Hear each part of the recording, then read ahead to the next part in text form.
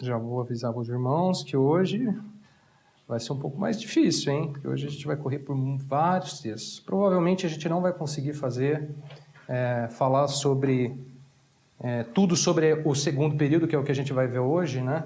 Mas a gente vai tentar fazer pausadamente. Se não der para fazer hoje, a gente continua no outro estudo, tá? Até porque não vale a pena, né, a gente correr com os textos. A gente está aqui para estudar, para tirar as nossas dúvidas na palavra do Senhor. Então, vamos fazendo conforme a gente conseguir. Se não der para falar tudo sobre esse período hoje, a gente fala o restante no sábado que vem.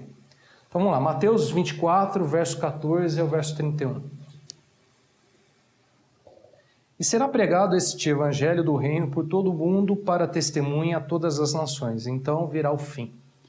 Quando, pois, virdes o abominável da desolação de que falou o profeta Daniel no santo lugar, no lugar santo, quem lhe entenda, então os que estiverem na Judéia fujam para os montes. Quem estiver sobre o eirado não desça a tirar de casa alguma coisa, e quem estiver no campo não volte atrás para buscar a sua capa. Ai das que estiverem grávidas e das que amamentarem naqueles dias. Orai para que a vossa fuga não se dê no inverno nem no sábado.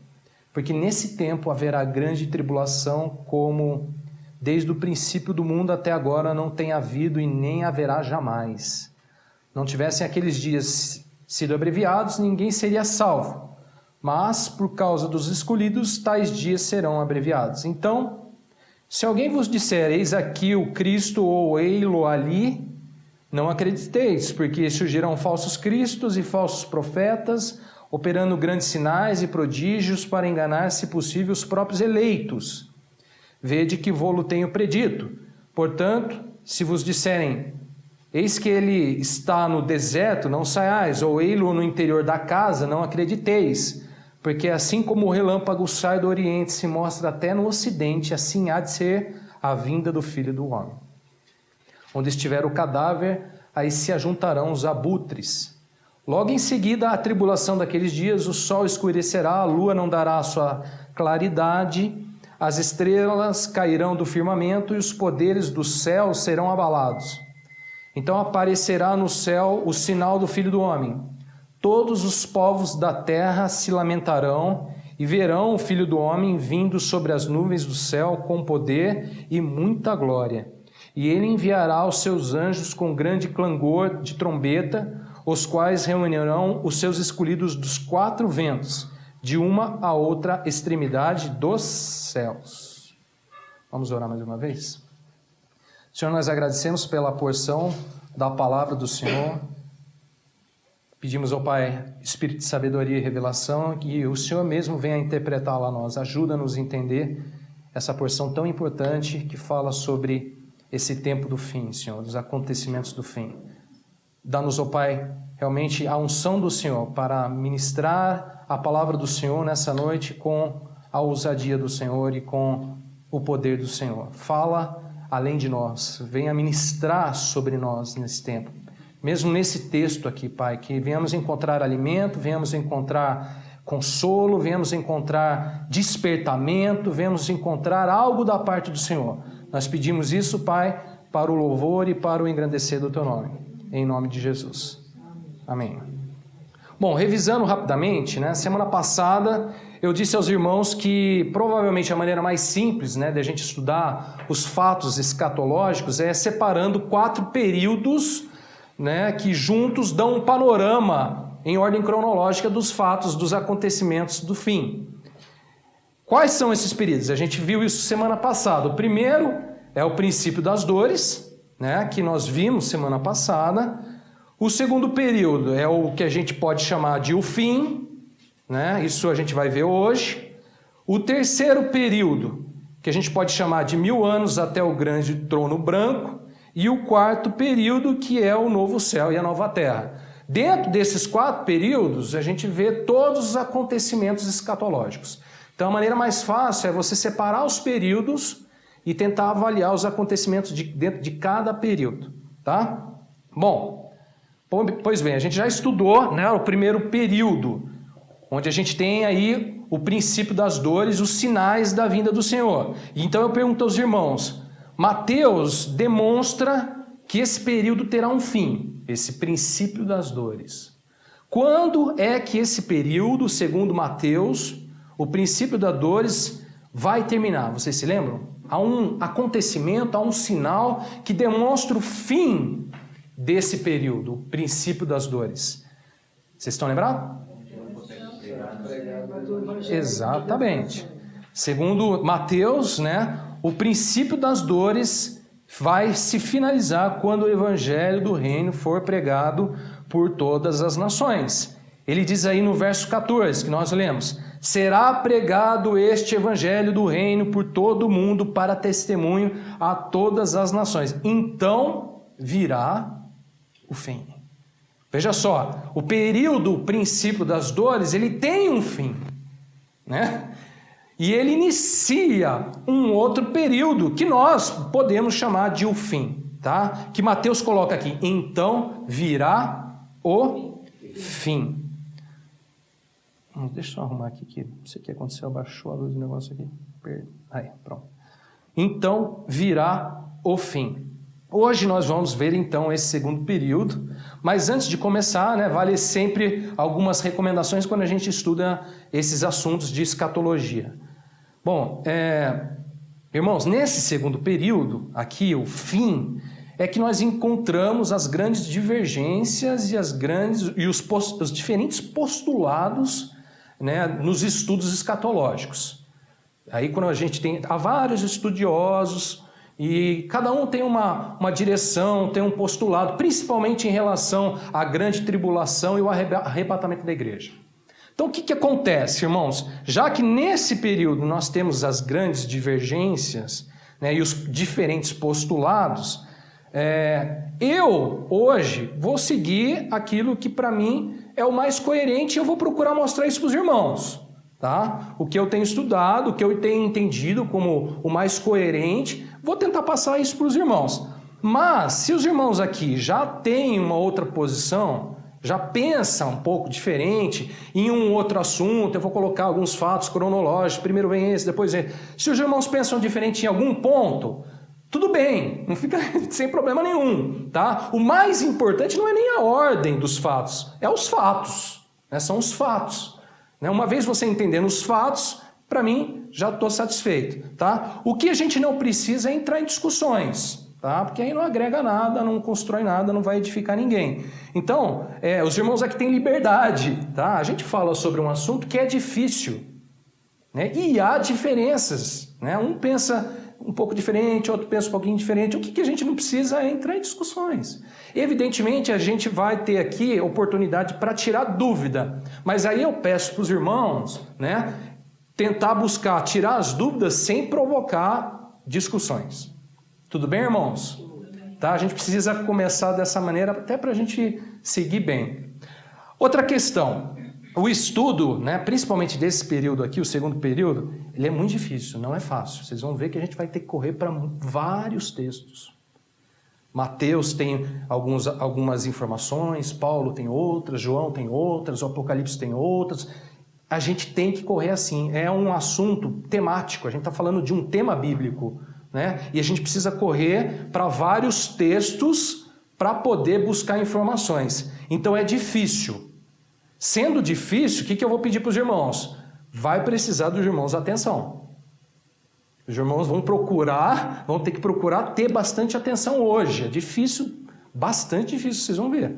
Tá? Então é um pedido que eu estou fazendo para os irmãos. Primeiro, não evitar entrar em discussões. Mesmo se o irmão pensa um pouco diferente, não tem problema nenhum. Tá ok? Segundo, é procurar realmente manter a atenção aí, não se distrair com nada. Bom, vamos lá então, segundo período do fim. Mateus, olha só que interessante, esse texto que nós lemos aqui, de Mateus, ele retrata exatamente esse período que nós vamos chamar de o fim. Sobre esse período, Mateus anuncia 3 grandes acontecimentos. Mateus coloca só 3 grandes acontecimentos. O primeiro, que é o abominável da desolação no lugar santo. Onde está isso? Mateus 24, 15.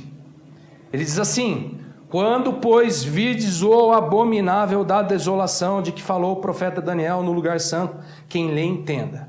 Esse é o primeiro acontecimento que Mateus cita. Segundo acontecimento é a grande tribulação. Onde está isso? Mateus 24, 21, que diz assim: porque nesse tempo haverá grande tribulação, como desde o princípio do mundo até agora não tem havido e nem haverá jamais. Terceiro acontecimento, a vinda do Filho do Homem.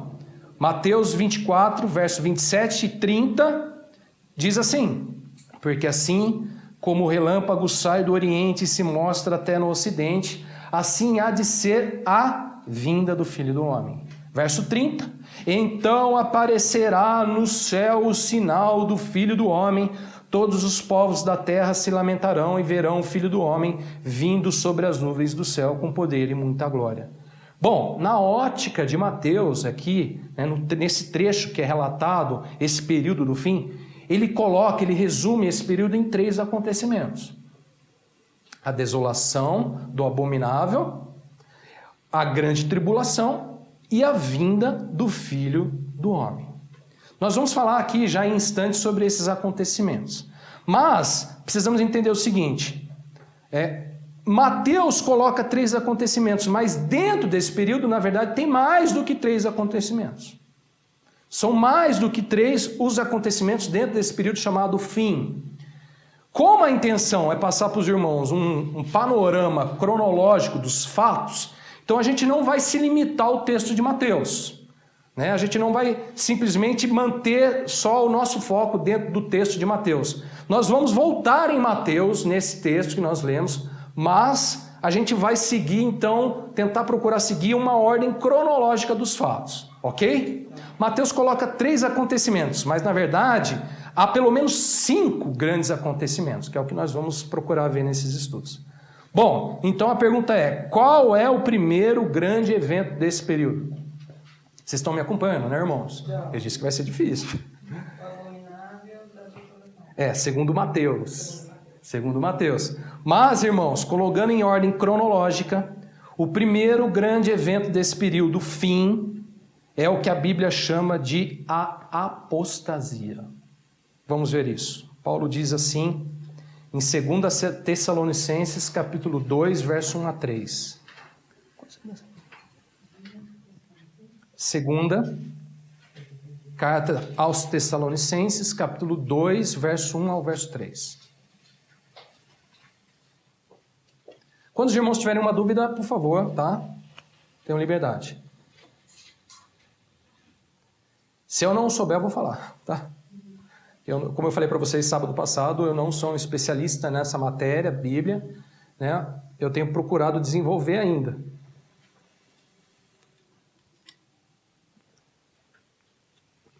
Segunda Tessalonicenses, capítulo 2, verso 1 a 3. Paulo diz assim: irmãos, no que diz respeito à vinda de nosso Senhor Jesus Cristo e à nossa reunião com Ele. Prestem atenção, você repara aí. Paulo já demonstra que ele está falando desse período que Mateus cita, tá? Por que ele está falando desse período? Porque ele está falando aqui do quê? Da vinda de nosso Senhor Jesus. É o mesmo contexto de Mateus. Mas aí ele fala assim: no que diz respeito à vinda de nosso Senhor Jesus Cristo e à nossa reunião com Ele, nós vos exortamos a que não demovais da vossa mente com facilidade, nem vos perturbeis, quer por espírito, quer por palavra, quer por epístola, como se procedesse de nós, supondo tenha chegado o dia do Senhor. Ninguém de nenhum modo vos engane, porque isto, olha agora só que interessante, não acontecerá sem que primeiro venha a apostasia e seja revelado o homem da iniquidade, o filho da perdição. Observe, assim como Mateus, Paulo cita a volta de Cristo, né? A vinda de nosso Senhor Jesus Cristo. Agora note bem, Paulo é mais detalhista que Mateus. Além da vinda de nosso Senhor Jesus Cristo, Paulo também cita a nossa reunião com Ele. Repara que há um acraseado aí, entre uma questão e outra. Ele fala sobre a vinda de nosso Senhor Jesus Cristo e a... Não está aí craseado? Sabe o que significa isso? Esse acraseado aí, que ele está falando de um acontecimento e de um outro acontecimento. Ele fala, a vinda de nosso Senhor Jesus e a nossa reunião com Ele. Paulo é um pouco mais detalhista, tá? Ele já coloca aqui duas situações, logo de cara. Aí ele diz assim, olha só, a respeito à vinda de nosso Senhor Jesus Cristo e a nossa reunião com Ele, aí ele exorta a igreja para que a igreja não fosse enganada com facilidade, supondo que isso já tivesse acontecido, tá? Ele diz assim para a igreja, vocês, não se deixam levar pelos enganos, supondo que isso já aconteceu. Ele diz isso, ele está exortando a igreja, está orientando a igreja, admoestando a igreja para ter esse cuidado de pensar que isso já supostamente tenha acontecido.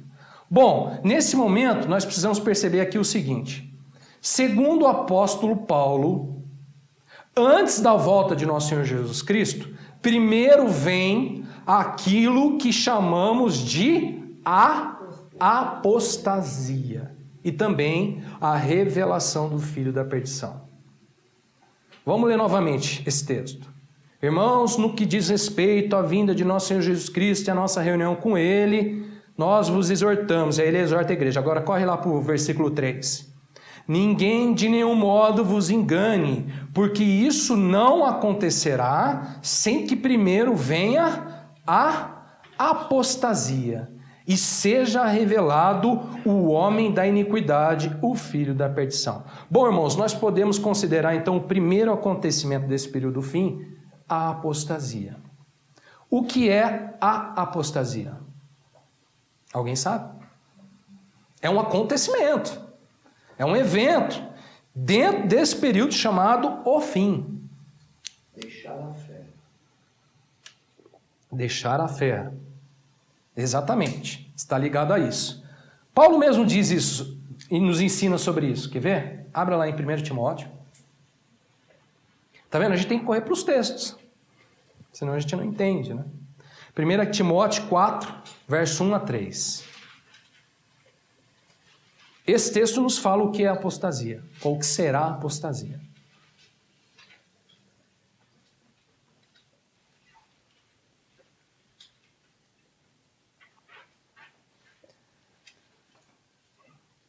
Sobre a apostasia, Paulo disse assim a Timóteo, olha que interessante.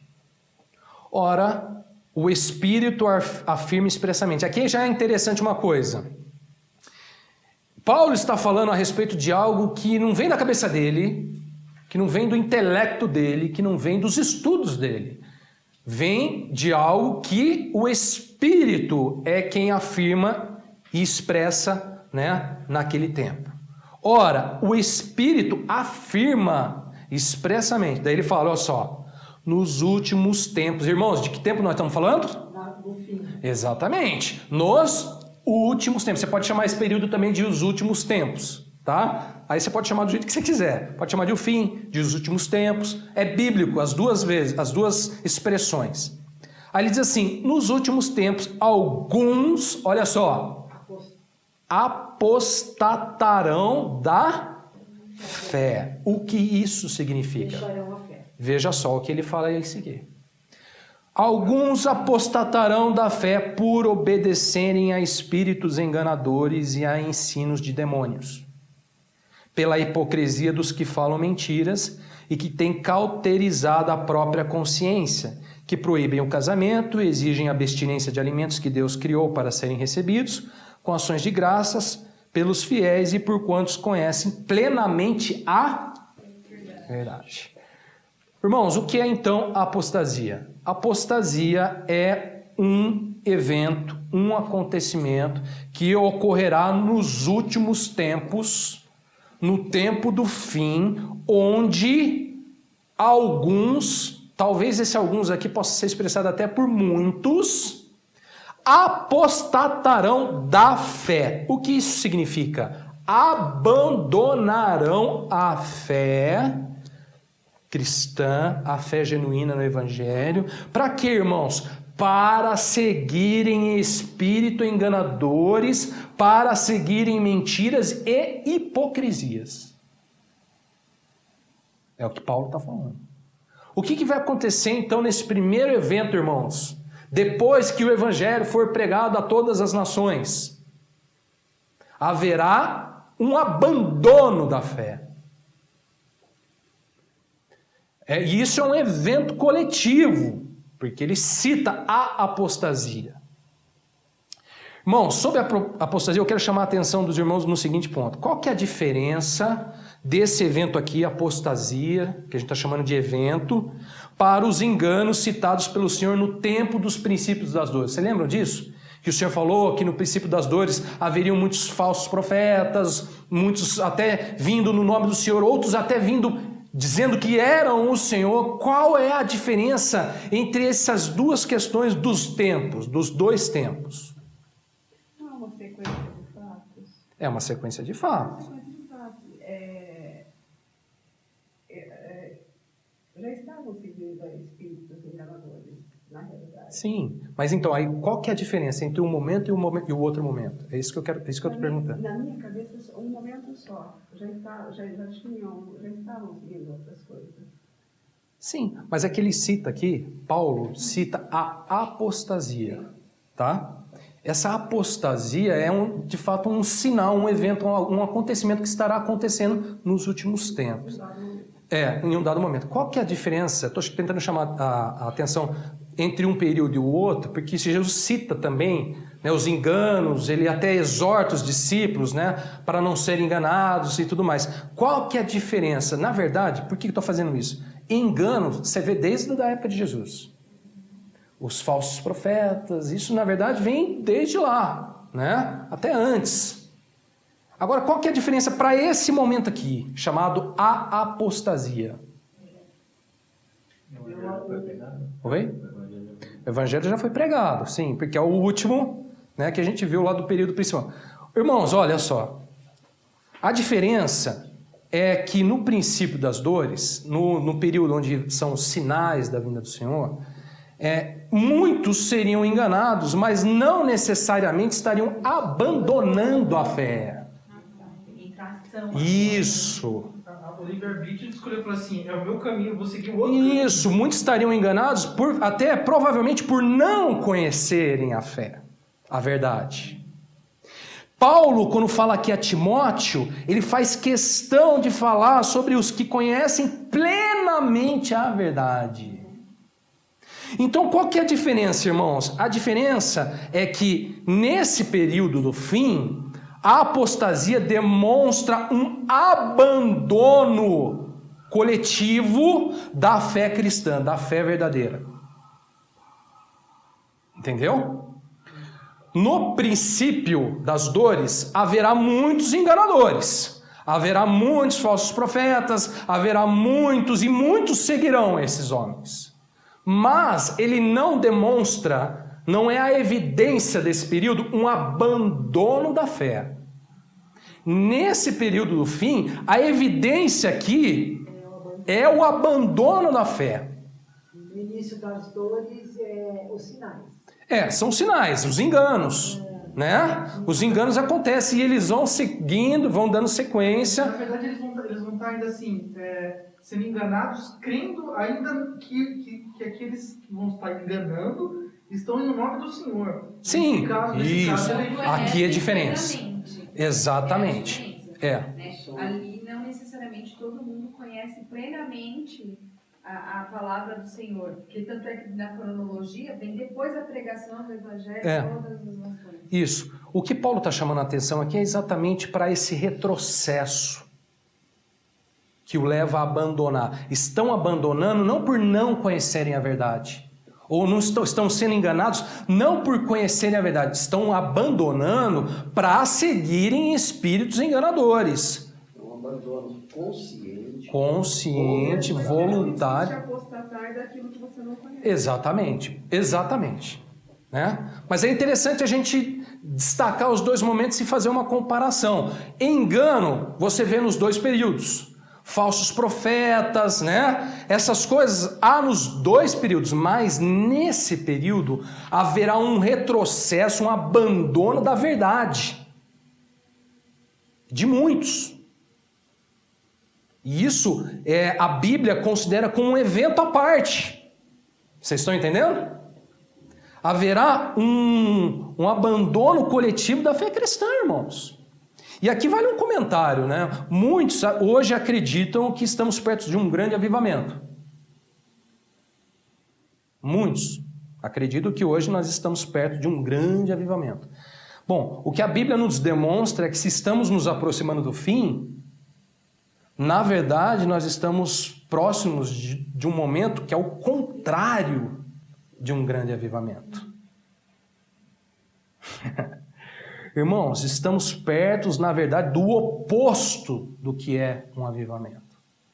Por quê? Porque nós estamos perto de um grande abandono da fé cristã coletiva, que é o que a Bíblia chama de apostasia. Hipocrisia, consciência, seguirão espíritos enganadores e tal, mas abandonarão a fé. A primeira coisa que Paulo fala aí é que eles abandonarão ou apostatarão a fé. Eles não estão falando que eles estão sendo enganados porque não conhecem a fé. Ele está falando porque eles estão seguindo porque eles abandonam a fé.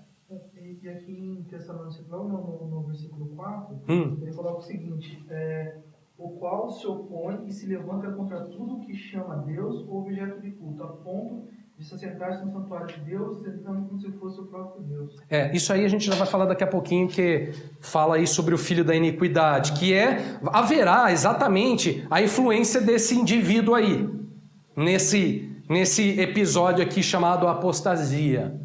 Tá? Mas, irmãos, haverá um abandono da fé coletivo, por muitos, nesse período do fim. Bom, qual é o segundo evento do fim? Se esse é o primeiro, qual que é o segundo? Você sabe? Não, esse está dentro do primeiro, né?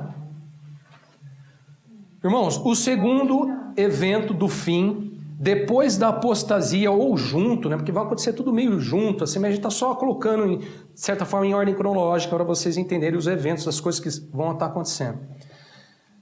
Depois da apostasia e antes mesmo da aparição, que a Bíblia chama de aparição do filho da iniquidade, temos um outro evento.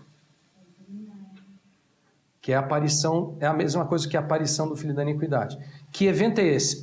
Entre a apostasia e a aparição ou revelação do filho da iniquidade. O segundo grande evento, irmãos, do fim é a ressurreição e o arrebatamento da igreja. Aqui, como eu falei para vocês, eu vou voltar lá, né? Eu estou seguindo, eu vou tentar demonstrar para vocês o que eu acho mais coerente. Se os irmãos pensarem diferente, tenham liberdade para isso, não tem problema nenhum, tá? Mas eu acredito que o segundo grande evento é a ressurreição e o arrebatamento da igreja. Eu vou mostrar para vocês. E eu vou pedir aos irmãos agora muita atenção nisso, que é difícil. Esse eu acho que talvez seja o ponto mais difícil aqui para a gente enxergar. Bom, como podemos então saber que após a apostasia e antes mesmo da revelação do filho da iniquidade, nós teremos a ressurreição e o arrebatamento? Observe a continuação do texto de Tessalonicenses que nós lemos. Repare como o próprio Paulo, ele coloca entre esses dois eventos, de uma maneira bem sutil, um outro evento muito importante e decisivo. Repara só, Paulo diz assim, em 2 Tessalonicenses, capítulo 2, verso 3 ao verso 8. Ninguém, de nenhum modo, vos engane, porque isso não acontecerá, sem que primeiro venha a apostasia e seja revelado o homem da iniquidade, o filho da perdição, o qual se opõe e se levanta contra tudo que se chama Deus e é objeto de culto, a ponto de se assentar no santuário de Deus, ostentando-se como se fosse o próprio Deus. Não vos recordais que ainda convosco eu costumava dizer-vos estas coisas? Agora olha o verso 6. E agora sabeis o que o detém, para que ele seja revelado somente em ocasião própria. Com efeito, o mistério da iniquidade já opera e aguarda somente que seja afastado aquele que agora o detém. Então será de fato revelado o iníquo, a quem o Senhor Jesus matará com o sopro da sua boca e o destruirá pela manifestação da sua vinda. Irmãos, antes da volta do Senhor Jesus, é fato, antes da volta do Jesus, virá a apostasia e a revelação do filho da iniquidade, que é o anticristo, e a gente já vai falar sobre isso daqui a pouquinho. A gente já vai falar sobre isso daqui a pouquinho, que seria o terceiro evento. Agora, olha só, note bem, Paulo diz aqui em Tessalonicenses que hoje alguém detém, ou seja, impede a revelação do filho da iniquidade. Ele já até opera, ele diz aí que o mistério da iniquidade já opera, ele já trabalha, ele já está aí atuando, mas haverá uma revelação desse indivíduo chamado filho da iniquidade. Agora, o fato é o seguinte, hoje tem alguém impedindo essa revelação, essa manifestação do filho da iniquidade. Para que o filho da iniquidade seja revelado, esse que o detém deverá, segundo Paulo, ser afastado. Veja aí o verso 6 a 8. E agora sabeis o que o detém, para que seja revelado somente em ocasião própria. Com efeito, o mistério da iniquidade já opera e aguarda, olha só, somente que seja afastado aquele que agora o detém. Então será de fato revelado o iníquo, a quem o Senhor Jesus matará com o sopro da sua boca e o destruirá pela manifestação da sua vinda. Irmãos, este afastamento aqui, daquele que hoje detém o filho da iniquidade, é um evento que acontece entre a apostasia e a revelação do filho da iniquidade. Deu para perceber? Se a gente olha só para aqueles versículos iniciais de Tessalonicenses, a gente acha que já logo em seguida vai vir a revelação. Mas depois ele coloca esse outro acontecimento. Paulo mesmo coloca esse outro acontecimento entre os dois. Bom, a pergunta, claro, é o seguinte: quem é este que o detém? O Espírito Santo. Vamos ver isso, então. João ajuda-nos a entender. João 4, primeira carta de João 4, verso 1 a 4. Vocês estão me seguindo? Não.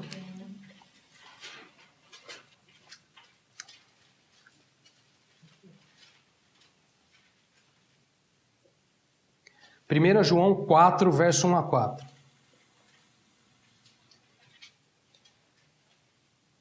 A palavra diz assim: Amados, não deis crédito a qualquer espírito, antes provai os espíritos se procedem de Deus. Porque muitos falsos profetas têm saído pelo mundo afora. Nisto, tá vendo aí como já acontecia desde aquela época? Né? Nisto reconheceis o Espírito de Deus. Todo espírito que confessa que Jesus Cristo veio em carne é de Deus. E todo espírito que não confessa Jesus não procede de Deus. Pelo contrário, este é o espírito do anticristo, a respeito do qual tendes ouvido que vem.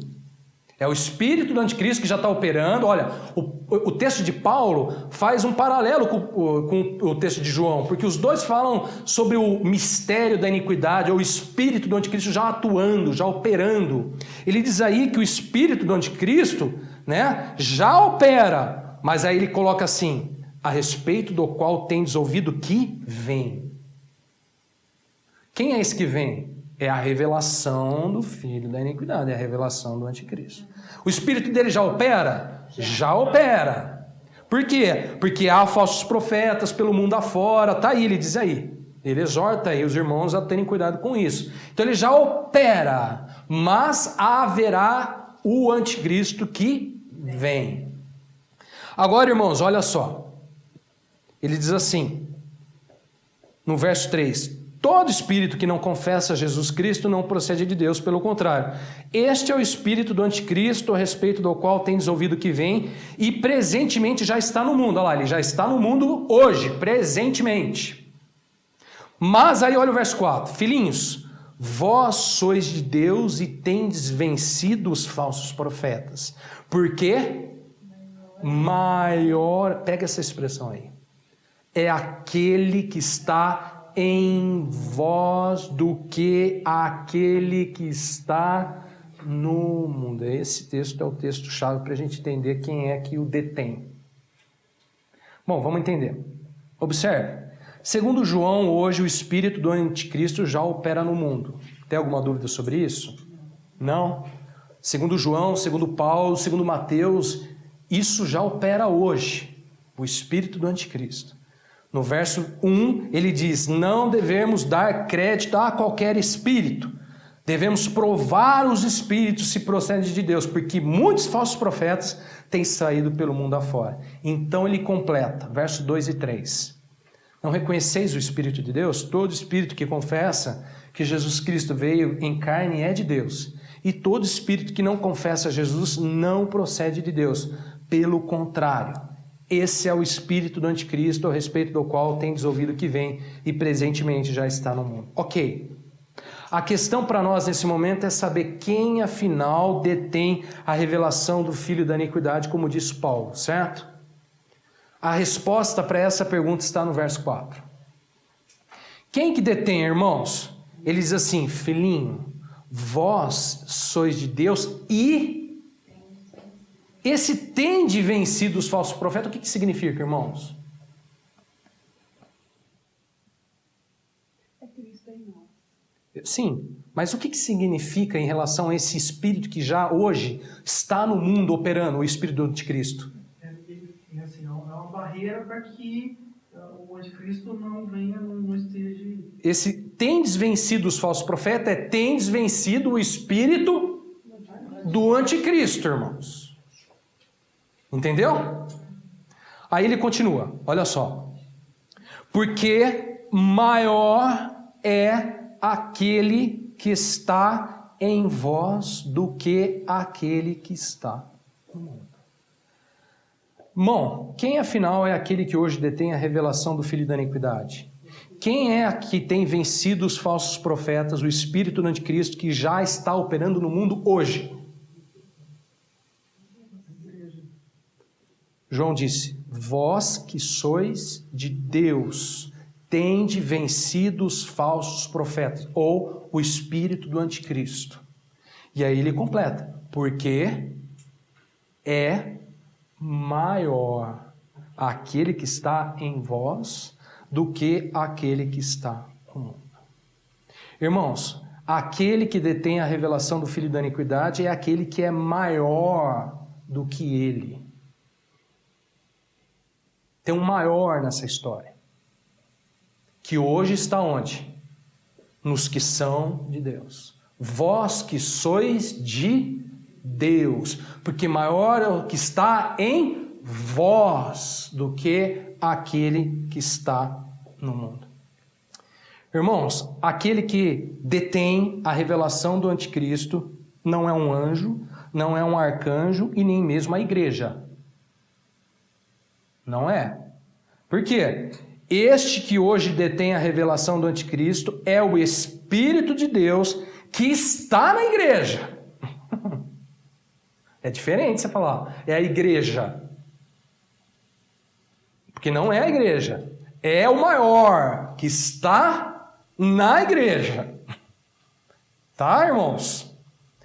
Esse que é maior do que o Espírito que está no mundo, esse hoje detém a revelação do anticristo. Repara que João está fazendo exatamente um paralelo entre as duas coisas. O Espírito de Deus e o Espírito do anticristo. Por que ele está fazendo isso? Por que ele está chamando essa atenção? Exatamente para mostrar aos irmãos, à igreja, o quão grande é esse hoje e o porquê hoje se pode vencer o espírito do anticristo. Porque hoje há um maior do que o anticristo. Deu para entender, irmãos? Bom, olha só. Podemos então já concluir o seguinte aqui, ó. No período chamado fim, entre a apostasia, que é o primeiro evento desse período, e a revelação do Filho da Iniquidade, que é o terceiro evento, a gente já vai falar sobre ele, tem um outro evento. Que evento é esse? o afastamento daquele que hoje tem vencido o espírito do anticristo que está no mundo. A retirada do Espírito Santo. Vai ser afastado, não sei se a gente pode usar retirado. O termo bíblico é afastado. Qual a diferença entre retirado e afastado? É distância. Não é que está por completo. Oi? Não deixa de... Exatamente. O afastamento é uma coisa, né, que meio que abre uma liberdade, vamos dizer assim, abre um espaço, né? Abre uma distância maior entre os dois. Irmãos, haverá o afastamento daquele que hoje tem vencido o espírito do anticristo, que segundo João é o Espírito de Deus que está em vós que sois de Deus. Irmãos, somente após isso, então, será revelado o filho da iniquidade, conforme diz Paulo lá. Ele espera que hoje aquele que o detém seja afastado. Então ele, em ocasião própria, se revelará. Bom, irmãos, sobre isso a gente precisa ainda entender o seguinte. Olha como é complexo a coisa. Olha como é complexo. Segundo a Bíblia, irmão, segundo a palavra de Deus, você pode estudar aí e procurar isso, talvez de outra forma você não vai encontrar, posso te garantir. Segundo a Bíblia, há somente um acontecimento revelado na Bíblia que nos ajuda a entender esse afastamento daquele que é maior do que aquele que está no mundo. Há somente um evento na Bíblia, revelado, que a gente pode entender quando ou o que vai acontecer para que esse afastamento, haja esse afastamento do Espírito de Deus. Que evento é esse?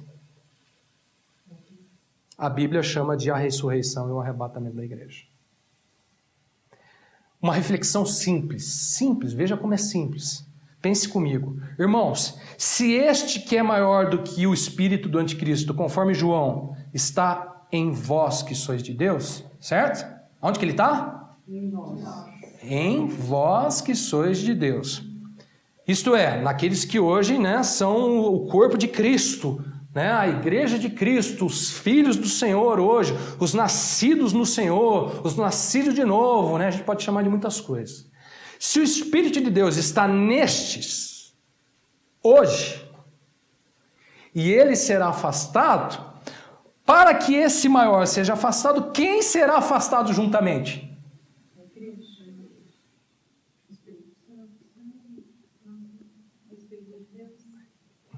Irmão, se ele está em nós, em vós, quem precisa ser afastado junto com ele?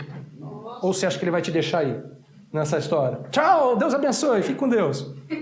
Hã? Aleluia, Deus abençoe, irmão, daqui uns 3 anos e meio eu volto aí, depois da grande tribulação. O que vocês acham? Irmãos, será afastado também aqueles que são de Deus. Para que ele seja afastado, estes que são de Deus também serão afastados. É simples, mas é coerente, não é coerente? Porque não há na Bíblia em lugar nenhum, você pode procurar isso, você tem toda a liberdade. Em lugar nenhum diz que nós ficaremos e o Espírito Santo vai sair fora.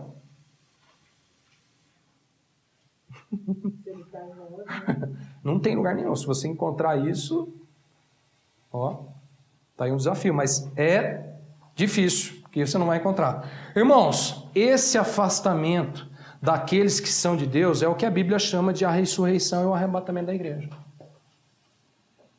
2 acontecimentos que acontecerão juntos, seguidos somente por um pequeno, muito pequeno período de tempo. Vamos ver isso? Para você não achar que é da minha cabeça, né? 1 Tessalonicenses, capítulo 4, verso 13 ao verso 17.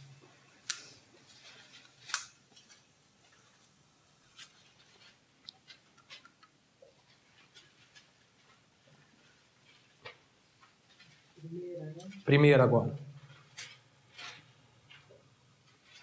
1 e 2 Tessalonicenses são praticamente o Apocalipse de Paulo, porque Apocalipse é de João, né? Foi João que escreveu. As cartas mais escatológicas de Paulo são 1 e 2 cartas, epístola de Tessalonicenses. Vamos lá, 1 4, 13 a 17.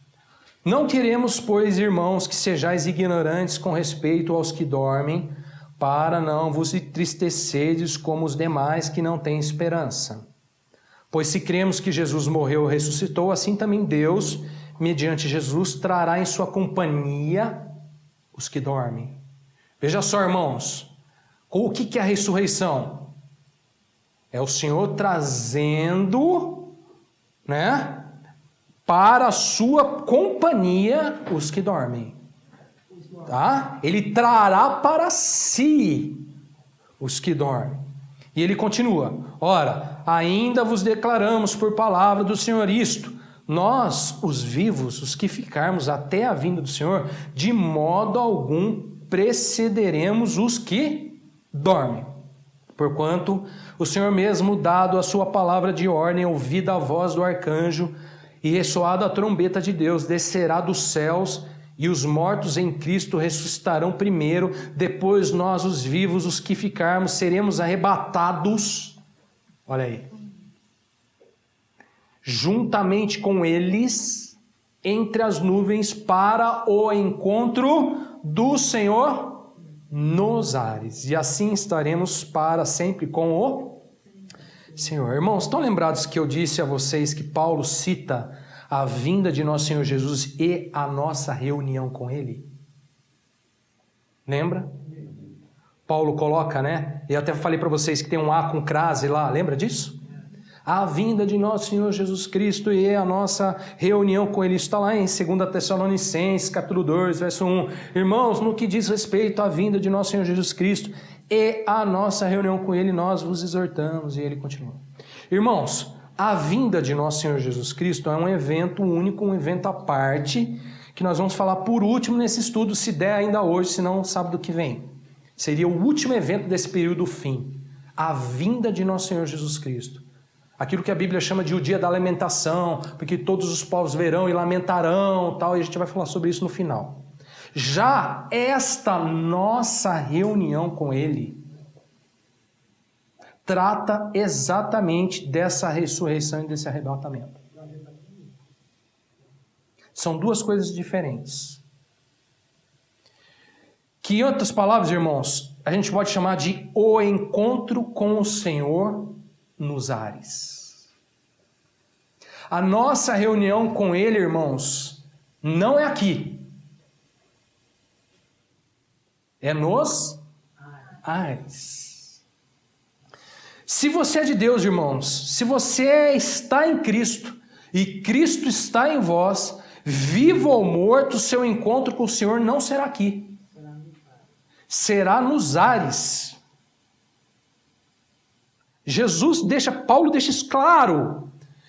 Se você morrer em Cristo, então você ressuscitará e o Senhor trará em sua companhia. Paulo diz isso. Deus, mediante Jesus, trará em sua companhia os que dormem, Está lá em 1 Tessalonicenses, versos 14 a 16. Nós, os vivos, o que ficarmos até a vinda do Senhor, de modo algum precederemos os que dormem.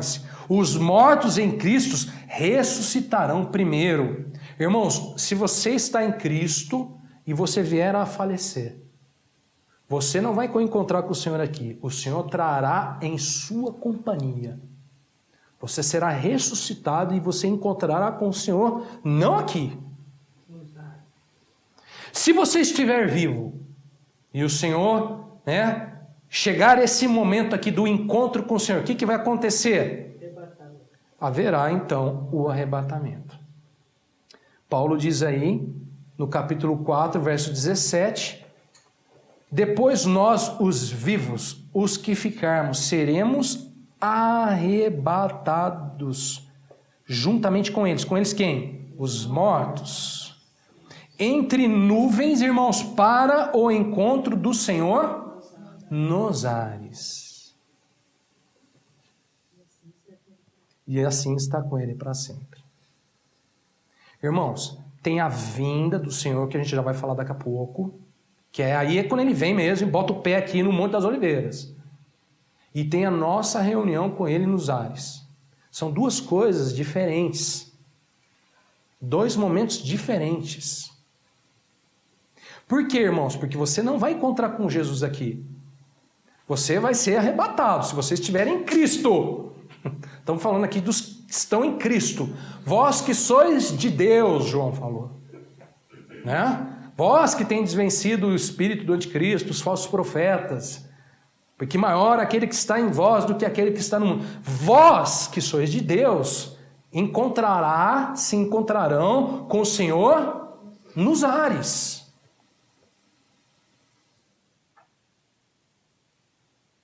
Nos ares. Bom, mas e se isso acontecer eu ficar? Aí é complicado. Aí é um outro assunto. Aí é um outro assunto, irmãos.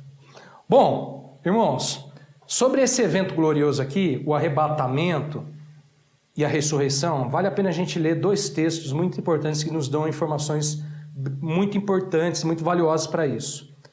Abra lá comigo 1 Coríntios, capítulo 15, verso 20 ao verso 23.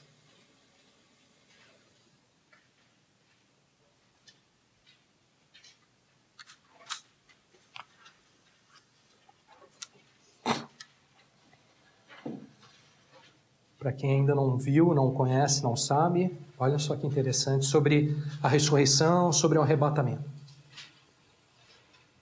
1 Coríntios 15, verso 20 ao verso 23. Mas de fato Cristo ressuscitou dentre os mortos, sendo ele as primícias dos que dormem. Visto que a morte veio por um homem, também por um homem veio a ressurreição dos mortos. Porque assim como em Adão todos morrem, assim também todos serão vivificados em Cristo. Cada um, porém, por sua própria ordem. Cristo as primícias, depois os que são de Cristo na sua vinda. Agora, olha esse outro texto aqui. Depois a gente comenta os dois juntos. 1 Coríntios 15, versos 50 a 54. Isto afirma, irmãos, que a carne e o sangue não podem herdar o reino de Deus, nem a corrupção herdar a incorrupção. Eis que vos digo um mistério. Nem todos dormiremos, mas transformados seremos todos. Num momento, num abrir e fechar de olhos, ao ressoar da última trombeta, a trombeta soará, os mortos ressuscitarão incorruptíveis e nós seremos transformados, porque é necessário que este corpo corruptível se revista de incorruptibilidade e que o corpo mortal se revista de imortalidade. E quando esse corpo corruptível se revestir de incorruptibilidade e o que é mortal se revestir de imortalidade, então se cumprirá a palavra que está escrita: tragada foi a morte pela vitória. Primeira questão aqui interessante nesses textos. Paulo diz que da mesma forma como todos morreram em Adão, da mesma forma, todos também serão vivificados em Cristo. Aí ele coloca uma ordem nessa história. Qual que é a ordem? Ele diz, cada um, porém, na sua própria ordem. Cristo, o primeiro, as primícias da ressurreição. E aí depois ele diz, depois os que são de Cristo na sua vinda. A ressurreição acontece, irmão, dentro dessa lógica. Primeiro Cristo e depois os que são de Cristo. Que é o que a gente está falando aqui, da ressurreição e do arrebatamento. E os que não são de Cristo? Isso acontece depois, o restante. Você pode ver aí, não vamos ver agora hoje, porque a gente vai ver isso, falar sobre isso só no último momento, no último período. Mas isso está lá em Apocalipse 20, verso 5. Isso, todos, que é exatamente esse outro momento. Para a glória eterna, para a vergonha eterna, todos. Exatamente. Mas aqui Apocalipse 20, verso 5, diz que o restante serão exatamente ressuscitados, vivificados somente após os 1000 anos. Todos vão se apresentar do trono, mas isso está lá no fim, irmãos. Tá? Que é no finalzinho do terceiro período, entre o 1000 anos e o trono branco. Esse trono branco aí é que acontece essa ressurreição do restante, onde todos serão vivificados diante do trono de Deus para juízo. Tá? Só que a gente não vai falar sobre isso agora. Agora a questão é a seguinte: Cristo, primeiro. Segundo, os que morreram nele, ou os que estão vivos, né, que serão transformados, né, os que são de Cristo. E depois o restante. Tá? Bom, o outro texto fala o seguinte, ó, segunda questão aqui importante. Paulo diz que na ressurreição ou na transformação do nosso corpo, seremos revestidos de imortalidade. Irmãos, isso é tremendo. Em um piscar de olhos, num momento, num abrir e fechar de olhos, ao ressoar da última trombeta, a trombeta soará, os mortos ressuscitarão incorruptíveis e nós seremos transformados e revestidos de imortalidade. Nossa, é difícil falar isso aí. Eu erro toda hora. Eu acho que a nossa mediocridade de estar dentro do tempo, presente, passado, futuro, não nos permite ver a coisa de forma eterna, né? Ah, sim, hoje há uma limitação então, aí total, falou, né? Porque você falou, você falou não, a palavra diz, seremos revestidos de imortalidade. Mas somos eternos já aqui, mas não nos percebemos como eternos. Eu acho que é por isso que fazemos tanta besteira. O que a Bíblia fala aqui é que nosso corpo, né, esse corpo que é sangue e carne, não pode herdar o reino de Deus, né? Ele diz aí no verso 50 de 1 Coríntios, irmãos, afirmo, né? Ele afirma isso, que a carne e o sangue não podem herdar o reino de Deus, nem a corrupção herdar a incorrupção. E aí ele diz então que a gente será transformados e revestidos disso. Ok? Bom, irmãos, tudo isso aqui é só para falar o segundo grande evento. Que é, já esqueceram, né? Qual é o segundo evento? Já nem sei mais qual que é, falei toda coisa. Qual é o segundo grande evento, irmãos? O segundo grande evento é a ressurreição e o arrebatamento, onde haverá o afastamento daquele que detém hoje a revelação do anticristo. Tudo isso para falar desse segundo evento, que talvez seja o mais difícil da gente avaliar e estudar aí na Bíblia toda. Mas vai acontecer, irmãos, com certeza. Bom, vocês querem falar do terceiro ou já cansaram? Quanto tempo já faz? Se alguém sabe me dizer? 5:08? Então acho que eu vou parar por aqui, porque o terceiro é exatamente do anticristo, que eu acho que talvez seja bem... Ou vocês querem seguir um pouco mais? Quer?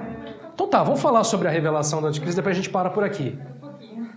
Então o terceiro grande evento, irmãos, desse período chamado fim, é o que a Bíblia chama de o abominável da desolação no lugar santo, o que podemos chamar também de a revelação do filho da iniquidade, a revelação do anticristo. Vamos ver primeiro o que Jesus diz em Mateus sobre isso. Mateus 24, verso 15 ao verso 18.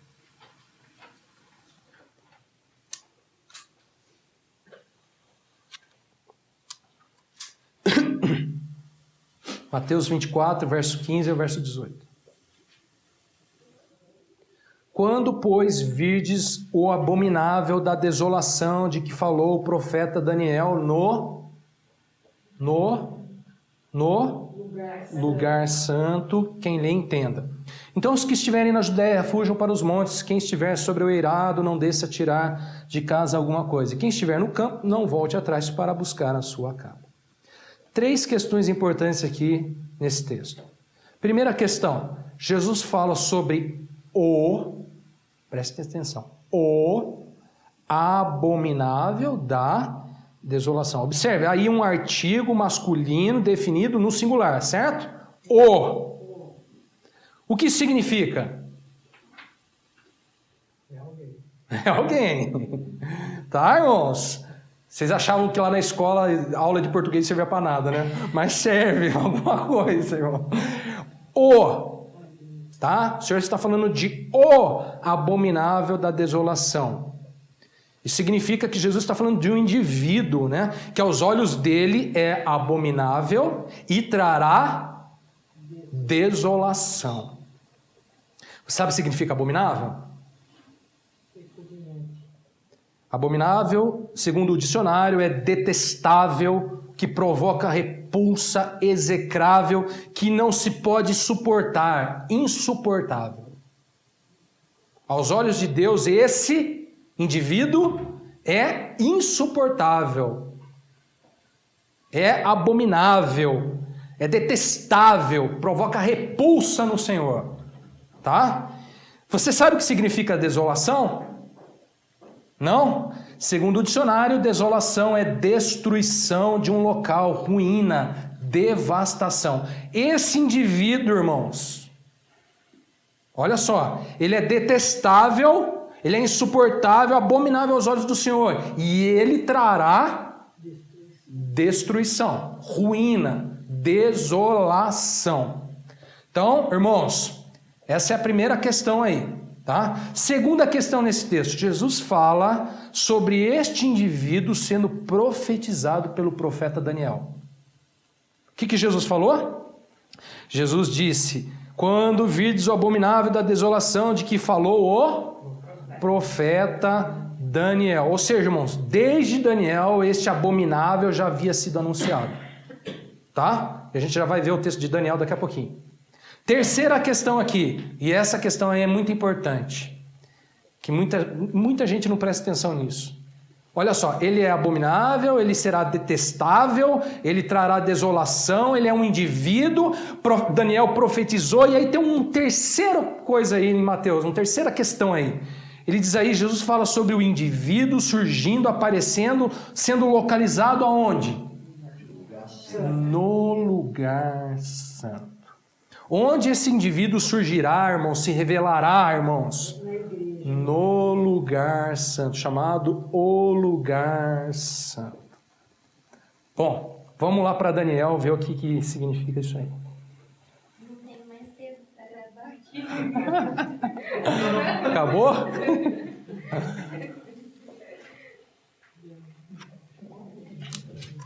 Você vê como a gente precisa... Oi? Não. Você vê como a gente precisa estudar mesmo, né, irmãos?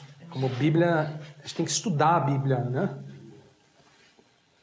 Vamos ver os textos que profetizou Daniel aí sobre esse indivíduo.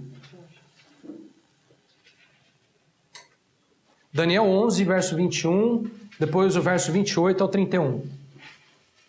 Olha que interessante. Depois se levantará em seu lugar um homem vil, o qual não tinha dado a dignidade real, mas ele virá caladamente e tomará o reino com intrigas. Verso 28 ao verso 31. Então o homem vil tornará para a sua terra com grande riqueza, e o seu coração será contra a santa aliança. Ele fará o que lhe aprouver e tornará para a sua terra. No tempo determinado, tornará a avançar contra o sul, mas não será nesta última vez como foi na primeira, porque virão contra eles navios de Quitim que causarão tristeza. Voltará e se indignará contra a santa aliança e fará o que lhe aprouver. E tendo voltado, atenderá aos que tiverem desamparado a santa aliança. Lembra lá da apostasia, irmãos? Bom, verso 31, olha só agora. Dele quem? Desse homem vil aí, né? Citado por Daniel. Dele sairão forças que profanarão o santuário, a fortaleza nossa, e tirarão o sacrifício diário, estabelecendo aquilo que está lá em Mateus, a abominação desoladora. Mais um texto, Daniel 12, 11.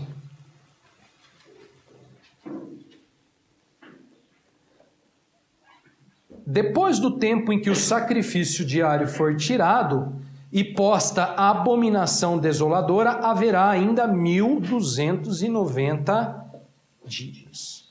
Bom, irmãos, vamos lá, por partes, né? Segundo Daniel, esse indivíduo, irmãos, será um homem vil. Né? O que é vil? desprezível. Né? Desprezível. Segundo Daniel, esse homem será um homem vil, desprezível, e ele virá caladamente. Ou seja, sem chamar atenção para si, né? Quase que disfarçado. Onde está isso? Aí está no verso 11, no verso 21 aí do capítulo 11. O homem vil, né? Virá caladamente e tomará um reino com intrigas. Ele vai vir caladinho. Olha só que interessante. Sem perceber, sem chamar atenção, né? Bem caladinho, e de repente ele vai tomar um reino para si. E vai tomar com intrigas.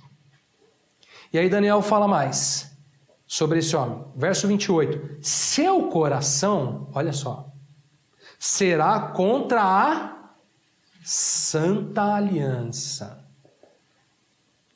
Seu coração será contra a Santa Aliança. Ele, irmãos, aí no verso 30, se indignará contra a Santa Aliança. Ele não é só contra, mas ele se indignará contra a Santa Aliança e vai fazer o que lhe aprouver, vai fazer o que ele quiser. Porque ele é contra, ele vai se indignar contra a Santa Aliança e ele vai fazer o que lhe aprouver. Olha só. O que mais? Olha só, verso 31. Desse sujeito sairão forças que profanarão o santuário, a fortaleza nossa, e tirarão o sacrifício diário, estabelecendo a abominação desoladora. E aí no capítulo 12, verso 11, segundo Daniel, quando então for posta, irmãos, fixada, colocada essa abominação desoladora, haverá ainda 1290 dias, ou seja, 3 anos e meio. Bom, a grande questão aqui é a seguinte, de quem afinal Daniel e Jesus estavam falando? Né? Essa é a questão. Quem esse homem viu? Quem é esse o abominável da desolação? Quem é, né? Esse que deles sairão poder, irmão, forças que vão profanar o santuário, a fortaleza. Esse santuário aqui, irmão, no contexto qual que é? Tanto de Jesus como de Daniel. Esse lugar santo, esse santuário. Tanto no contexto de Jesus, não hoje, no contexto de Jesus e no contexto de Daniel. Qual era o santuário? O templo, irmãos.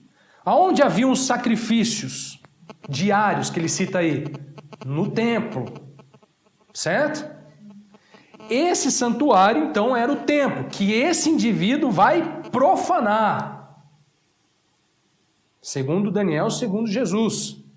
Ele vai profanar. E ele será contra a Santa Aliança. Qual é a Santa Aliança, irmãos? Qual é a Santa Aliança? O que Jesus fez lá na taça, irmãos? Você toma. Vira e mexe, você toma na igreja, né? Na mesa do Senhor. Esta é a minha, o quê? A aliança. Qual que é a nossa Santa Aliança, irmãos? A aliança com Deus. Tá? A aliança com o Senhor. A Santa Aliança, né, é aquela feita com o Senhor. E ele será contra a Santa Aliança. Ele se indignará contra a Santa Aliança. Ele profanará o santuário. Por isso que hoje a gente, né, tende a crer aí que haverá aí o ressurgimento, a reconstrução do tal do santuário do templo, que não é o da Universal. Tá? Não é o da Universal. É o de Jerusalém mesmo.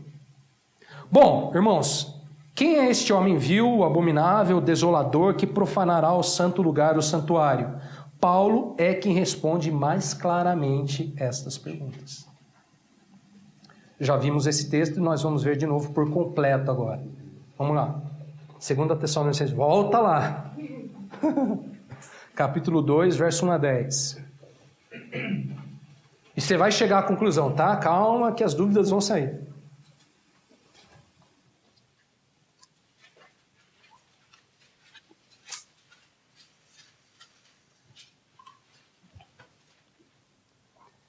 Segunda Tessalonicenses, agora vamos ver o texto inteiro, do verso 1 ao verso 10. Capítulo 2.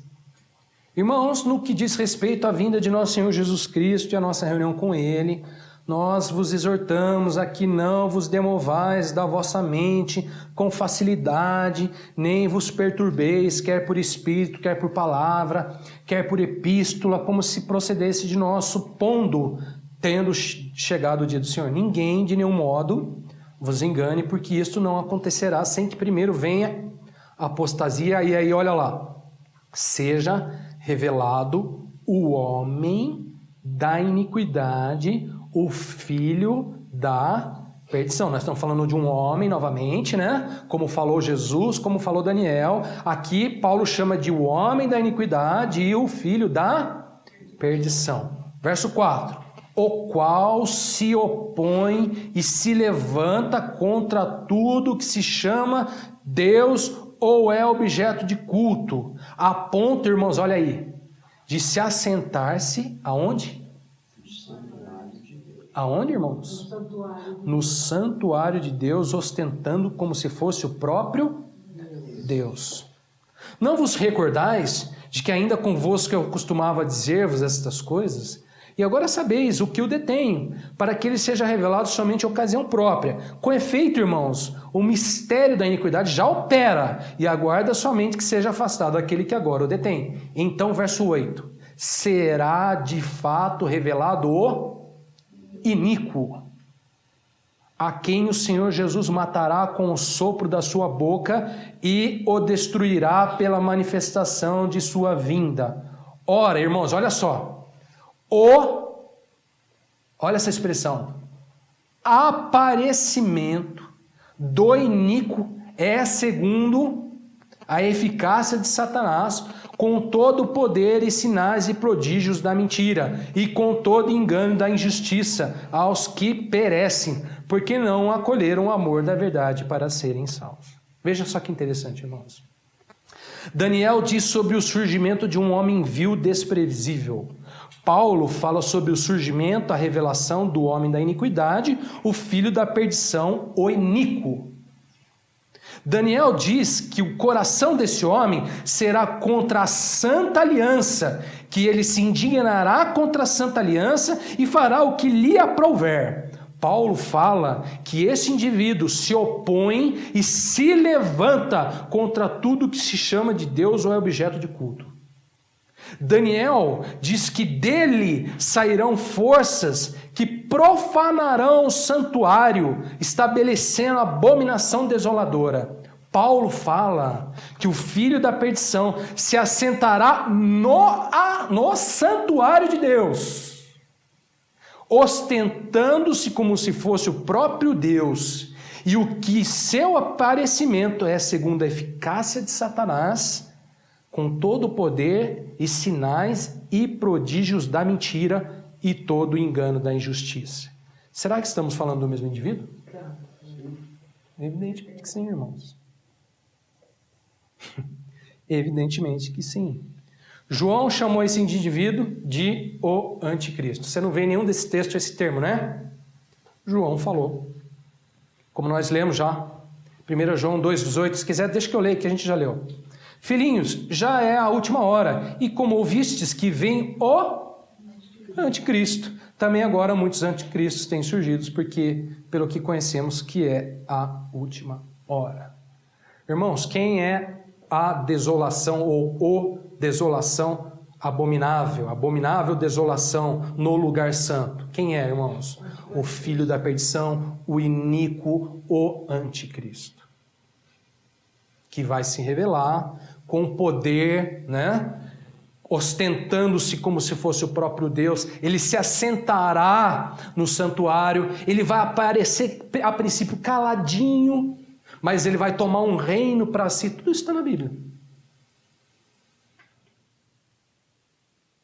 Ele vai fazer o que lhe aprouver contra os que estão ali na nova aliança, porque ele se indignará contra a santa aliança.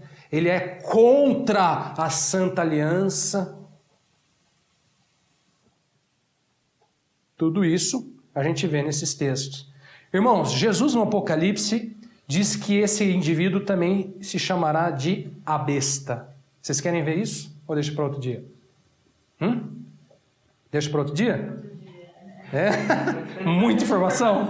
Então tá bom. Só para confirmar, esse último que você ensinou, tudo que ele vai se assentar, vai ser depois do arrebatamento, né?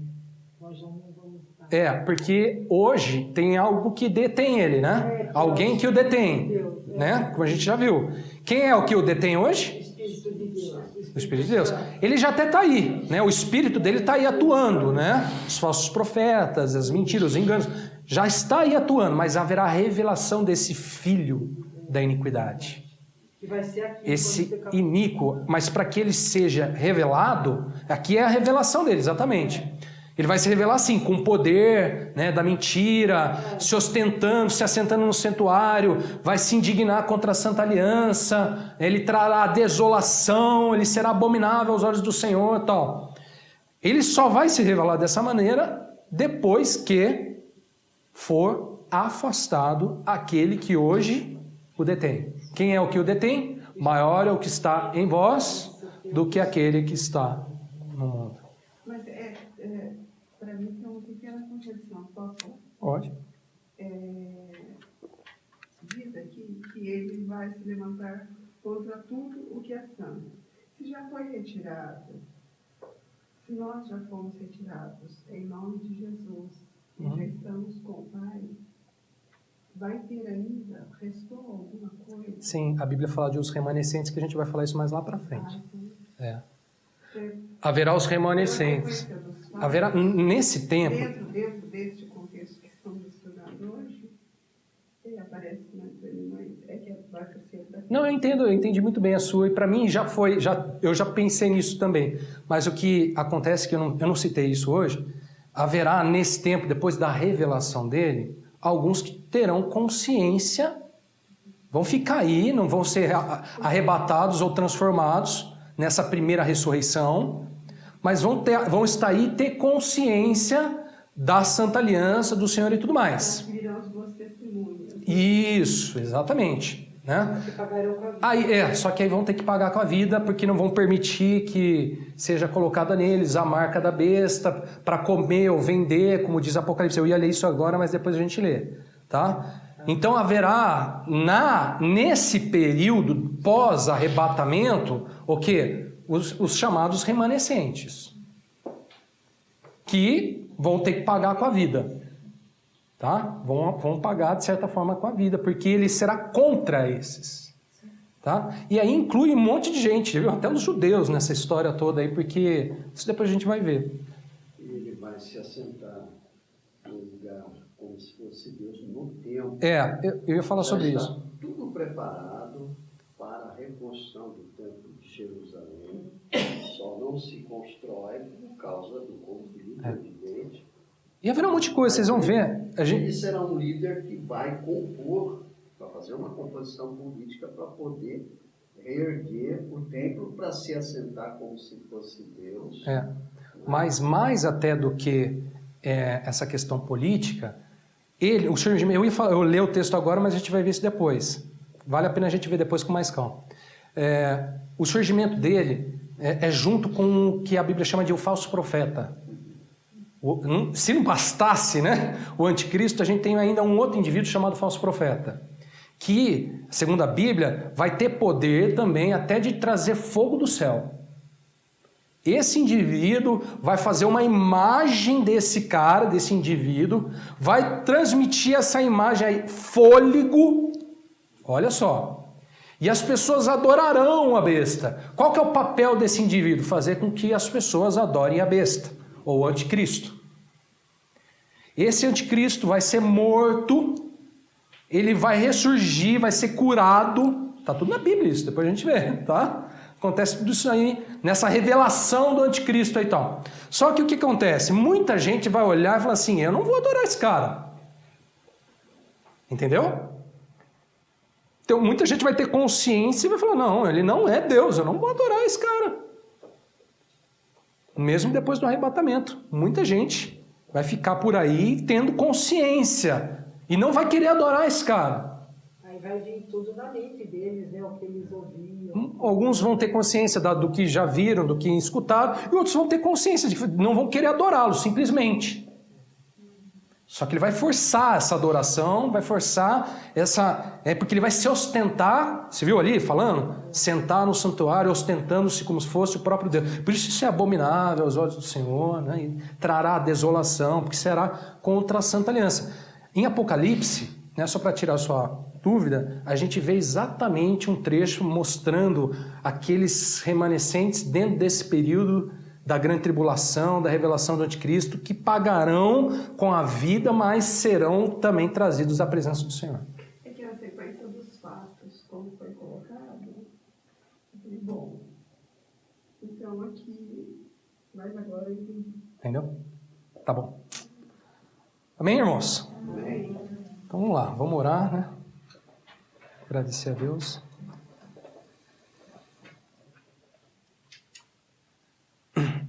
É muita informação, né? Eu sei disso. Por isso que eu já disse no começo que seria difícil. Diferente do que nós temos tido como costume nosso, pegar um livro e aí a gente vai tratando os versículos, né? Quando é textual é mais fácil a coisa, né? Esse é um temático e fica difícil, um pouco difícil. Mas nada que a graça nos ajude, né? Vamos orar. Senhor, nós agradecemos pela palavra do Senhor.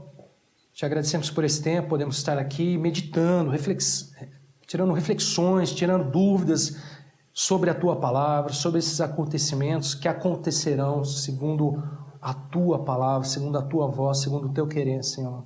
Obrigado por nos orientar, nos dizer, nos alertar, nos comunicar tudo isso, Senhor. Nós temos, Pai, gratidão ao Senhor por tudo isso que o Senhor nos comunica, Senhor. O Senhor continue nos ajudar a entender esta palavra. Nós dependemos do Senhor, nós dependemos da orientação do Senhor, nós dependemos do cuidado do Senhor sobre tudo, Pai. Queremos crescer no conhecimento e na sabedoria do Senhor. Então edifica-nos mais e mais. E nos prepara, Pai, para esse tempo que, conforme a Tua palavra, serão tempos difíceis, Senhor. Prepara-nos, ó Pai, para o encontro com o Senhor. Prepara-nos, ó Pai, para sermos vistos e reconhecidos pelo Senhor. Prepara a nossa vida para sermos encontrados na luz do Senhor, para sermos encontrados, ó Pai, no Senhor, que é o mais importante para nós. Podemos ter dúvidas sobre muitas coisas, mas sobre isso nós não podemos ter. Ajuda-nos pela graça do Senhor, lavando os nossos pés, lavando a nossa vida, nos santificando, nos purificando para Ti. Sejamos encontrados vestidos, revestidos de Cristo, Pai, nesse dia, em luz, na luz do Senhor. Para o louvor e para o engrandecimento do Teu nome. Obrigado, Pai, por esse tempo precioso e nos ajude, Pai, na sequência desses estudos. Nós pedimos isso em nome de Jesus. Amém.